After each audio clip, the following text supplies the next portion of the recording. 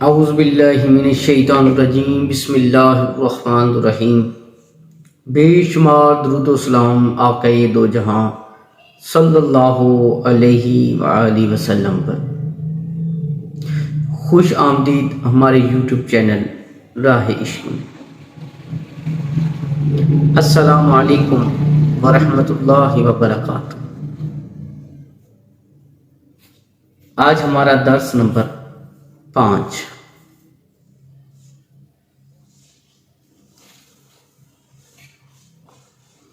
بانسری کے ظاہری سوراخ سے جو آواز آ رہی ہے وہ اس سوراخ کی آواز ہے جو بانسری بجانے والے کے منہ میں چھپا ہوا ہے۔ ایک منہ روتا ہوا تمہاری جانب ہے جس نے آسمان میں شور و غل مچایا ہوا ہے، لیکن جسے آنکھ میسر ہے وہ جانتا ہے کہ اس سرے کی آہ و فریاد اس جانب سے ہے۔ اس پیراگراف کا مطلب میں اپنے درس پیچھے میں دے چکا ہوں کہ انسان جو بھی کام کرتا ہے اگر وہ اچھا ہو تو وہ کہتا ہے کہ میں نے اس کو اس طرح کر لیا، ہو گیا۔ اگر برا ہو جائے تو وہ کہتا ہے کہ اگر میں اس کو اس طرح کرتا تو یہ نہ ہوتا۔ میں نے ایک مثال دی تھی کہ اگر شیشہ ہے کوئی، اس کو اس ترتیب سے رکھا ہے، وہ کہتا وہ گرا اور ٹوٹ گیا، اب وہ کہتا کہ اگر میں اس کو اس ترتیب سے نہ رکھتا، اس طرح رکھتا تو یہ بچ جاتا۔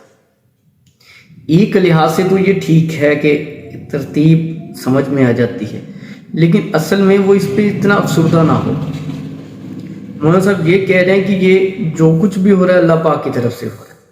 اگر اچھا کام ہوا ہے تم سے تو تم اس کی زیادہ فریاد مت کرو، کیونکہ وہ بھی اللہ تعالیٰ کی طرف سے ہوا ہے، وہی مشیت ازدی ہے کہ یہ سب کچھ ہونا ہی ہونا ہے۔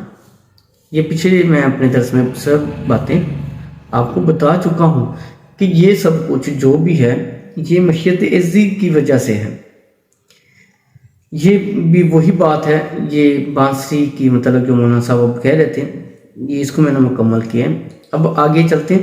اس دنیا میں جو لوگ عشق کے زیر و اثر آہ و فریاد کرتے ہیں، دراصل اس کا منبع ذات الہی ہے۔ اس بانسری کی آواز اسی کی پھونکوں کی وجہ سے ہے، روح کی بے تابی اور تڑپ پھڑک اس کی کشش کی وجہ سے ہے۔ بانسری کی آواز کا اگر کوئی نتیجہ نہ ہوتا تو بانسری دنیا کے مٹھاس سے نہ بھرتی۔ فراق میں عمریں گزر گئیں، عمریں گزرتی ہیں تو کہہ دو گزر جائیں، لیکن اے وہ کہ تجھ جیسا کوئی پاک نہیں ہے، تو رہے۔ اگر محبوب باقی ہے تو فراق کے غم کی کوئی پرواہ نہیں۔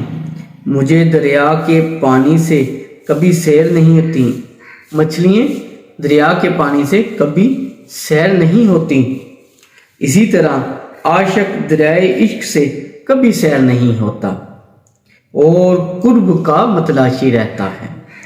کوئی ناقص کسی کامل کا حال نہیں جان سکتا، اسی لیے بات مختصر چاہیے۔ اس مکمل پیراگراف میں مولانا صاحب بتانا یہ چاہ رہے ہیں کہ جو بانسری کی ٹھنکوں میں جو تڑپ ہے یا وہ پھڑک ہے، اگر ان میں وہ سوز اور عشق اور مٹھاس نہ ہوتی تو لوگ کیوں سنتے؟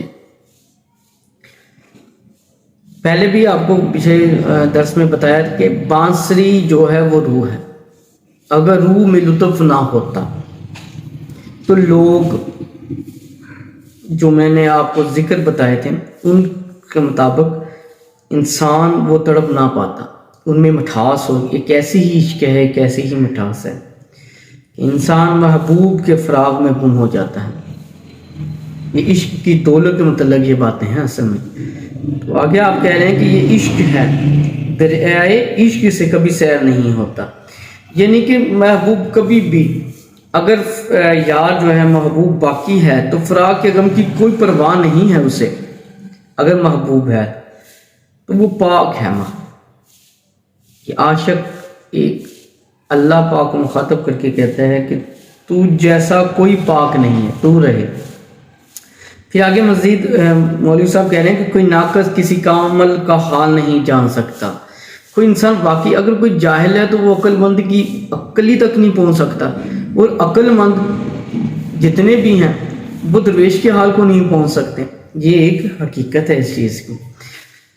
چلیں آگے چلتے. شراب میں وہ جوش و خروش کہاں جو عشق صادق میں ہے.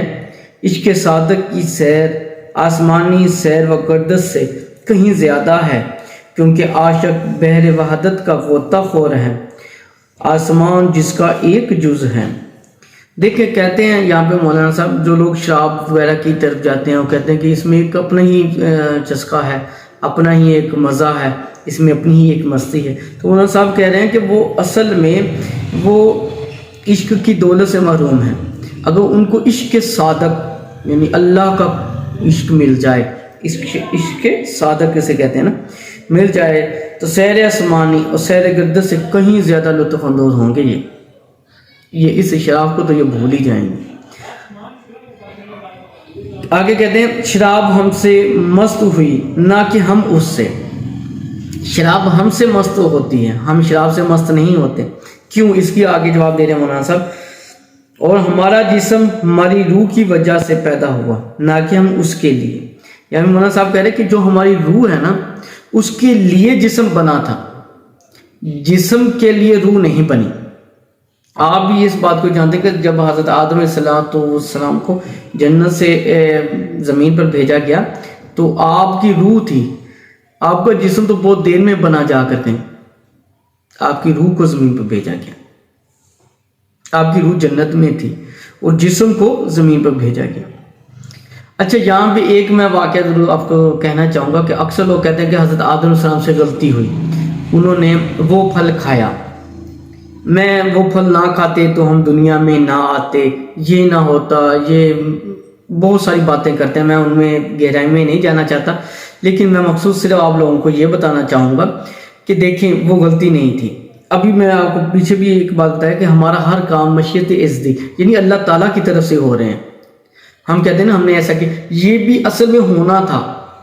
اللہ پاک نے اپنا محبوب ہمارے لیے بھیجنا تھا، خود کی پہچان کروانی تھی، یہ دنیا بننی تھی. حضرت آدم علیہ السلام سے غلطی نہیں ہوئی. یہ نہیں کہنا چاہیے کہ ان سے غلطی ہوئی یا انہوں نے اس طرح کیا. آئندہ اس بات کی آپ احتیاط کیجئے گا کہ حضرت آدم علیہ السلام سے اس طرح کی کوئی غلطی سرزد نہیں ہوئی. یہ ایک مشیت عزتی، یہ ہونا تھا، یہ حکم تھا. وہ تو نبی تھے، وہ تو ہر چیز جانتے تھے کہ کیا ہوگا کیا نہیں ہوگا. اور یہ سب ایک راز ہیں، ان کو سمجھنے کی کوشش کیجئے. جو باتیں میں آپ کو بہت واضح کر رہا ہوں. ایک یہ مثنوی مولانا روم فارسی میں ہے، میں اس کا ترجمہ پیش کر رہا ہوں، پھر اس کی آگے تفسیر اپنے مطابق الفاظ میں بتا رہا ہوں. گناہ گار سے انسان ہوں لیکن جتنا بتا سکتا ہوں بتا رہا ہوں. آپ مزید دعا میرے حق میں کیا کریں کہ اللہ پاک مزید میرے لیے آسانیاں پیدا فرمائے. یہ ہمارا جسم روح کی وجہ سے پیدا ہوا نہ کہ ہم اس کے لیے. اچھا سچی یعنی حقیقت کی بات سننے پر ہر شخص قادر نہیں. اسی طرح عاشقوں کی کیفیات بھی عام لوگ سمجھنے سے قاصر ہوتے ہیں. جیسے انجیر ہر پرندے کی خوراک نہیں ہوتی. اب یہاں پہ مولانا صاحب ہمیں یہ سمجھانا چاہ رہے ہیں کہ ہر سچی بات یہ ہر کسی کی سمجھ میں بھی نہیں آئے گی. جو میں اب آپ کو تفصیل دے رہا ہوں نا یہ بھی ہر کسی کی سمجھ میں نہیں آئیں گی. آئیں گی ان کی ہی سمجھ میں جو سمجھنا چاہیں گے، جو غور و فکر کریں گے، جو عشق کی منزل پہ جانا چاہیں گے. دیکھیں نا عشق پر جانے کے لیے بھی پہلے غور و فکر توجہ کی ضرورت ہوتی ہے. یہ غور و فکر کریں گے تو پھر آگے مولانا صاحب آگے مخاطب کریں، اے بیٹا اپنے خود ساختہ قید کو توڑ اور آزاد ہو جا. اب خود ساختہ قید کون سی قید ہے؟ اب یہاں پہ مولانا روم رحمۃ اللہ فرما رہے ہیں کہ روح کو مخاطب کر رہے ہیں کہ اس بت کے بنے ہوئے پنجرے سے آزاد ہو جا. بے ساختہ خود ساختہ قید کو توڑ اور آزاد ہو جا. خود ساختہ قید کو آزاد ہو جا، ماں سوائے اللہ کے، ماں سوائے اللہ کی قید سے الگ ہو جا، کہ اللہ کی قید میں رہ صرف، اور کسی کی قید میں مت جا۔ تو نے سونے چاندی اور جسمانی لوازمات کا قیدی کب تک بنا رہے گا؟ عشق کے ذریعے اس قید سے رہا ہو جا۔ دیکھیں پھر وہی آ گیا، مولانا صاحب کہہ رہے ہیں کہ کب تک تو سونا چاندی زیورات دولت مستقبل کی سوچوں میں گم رہے گا؟ کب تک یہ سوچے گا کہ یہ کام کیسے ہوگا، یہ کس طرح ہے، یہ کیوں ہے؟ سونے کی خواہش رکھنا، زیورات کی، چاندی کی، عزت کی، میرے لوگ مجھ سے اس طرح ہیں یا کچھ ہے، مطلب کہتے ہیں ان سے آزاد ہو۔ لیکن ان سے آزاد ہونے کا رستہ بھی آگے بتا رہے ہیں، یہ ایک راز ہے یہاں پہ جو میں آپ کو بتاؤں۔ ان سے آزاد ہونے کا رستہ کیا؟ عشق کے ذریعے اس قید سے رہا ہو جا۔ اب عشق کی دولت ہوگی تو انسان رہا ہو سکتا ہے، نہیں تو نہیں۔ اگر تو دریا کو پیالے میں ڈالے تو کتنا آئے گا؟ ایک چھوٹا سا حصہ۔ ہرس سے دور ہو جا، کیونکہ ہرسوں کی آنکھ کا پیالہ کبھی نہیں بھرتا۔ اب مولانا صاحب آگے چلتے ہیں۔ ہرس یعنی کہ کسی چیز کی چاہت رکھ کرنا، ایک چیز ہمارے پاس موجود ہے، پھر ہم نے چاہت کرنی اور آ جائے۔ جس طرح سرکار مدینہ صلی اللہ علیہ وآلہ وسلم نے فرمایا کہ اگر انسان کو ایک پہاڑ احد سونے کا دے دیا جائے تو وہ دوسرے کی تلاش میں نکل جائے گا، دوسرا دے دیا جائے تو وہ تیسرے کی تلاش میں نکلے گا۔ اسے ہرس کہتے ہیں کہ خواہش بڑھتی جائے گی جس طرح ہوگی۔